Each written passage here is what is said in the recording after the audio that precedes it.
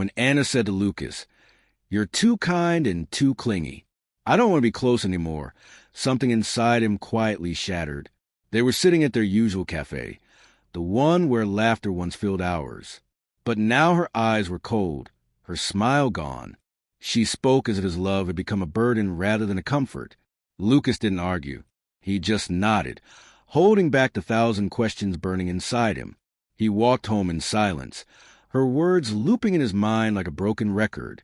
For years, he had done everything to make her happy. Late-night drives when she was upset, gifts for no reason, constant reassurance whenever she doubted herself. Yet somehow, his devotion had become too much for her. That night, sitting alone in the dark, he whispered, "Maybe kindness isn't enough for some people."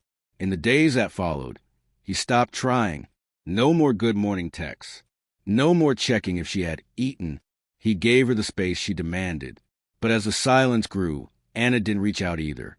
That's when Lucas realized she wasn't missing him at all.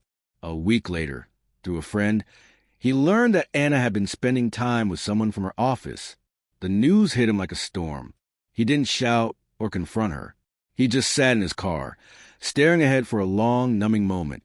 When he finally looked in the rear-view mirror, he saw a man who had given everything and received betrayal in return.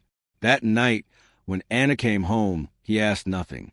He simply said, "If you're happier, Wim, you don't need to pretend anymore." She looked startled, defensive.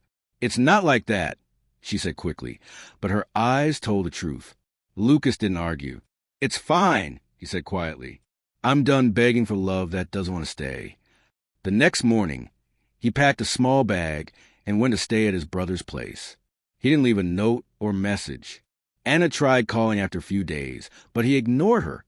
When she finally appeared at his brother's door, pale and tired, she said, "We need to talk." Lucas stood in the doorway. "There's nothing left to talk about. You ended this when you stopped being honest." Weeks passed, and Lucas filed for divorce. The moment she received the papers, she called, crying, "You're really doing this?" "Yes," he said calmly. "You told me I was too kind and too clingy. Maybe you were right. But I won't stay where I'm not wanted." The divorce was painful but peaceful. Lucas didn't fight over money or belongings. All he wanted was his freedom and his self-respect. Anna tried to delay it, sending long messages, apologizing, even blaming herself. But Lucas didn't respond. He had learned that forgiveness doesn't always mean reconciliation. One afternoon, they met at the lawyer's office to sign the final papers. Anna's hands trembled as she picked up the pen. "I never thought it would end like this," she whispered. Lucas looked at her with tired eyes.